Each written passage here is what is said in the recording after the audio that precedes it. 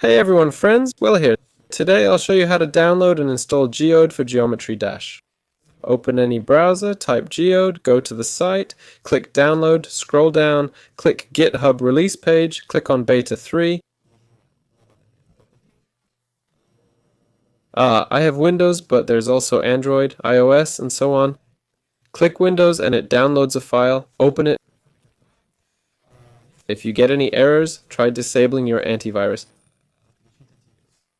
There, I don't seem to have any problems. Click OK, click Next, agree, click Next. My Geometry Dash was found automatically. If it doesn't find it, then look for your Steam library here, or just go to Steam Home. Right? Okay. Wait, ahem.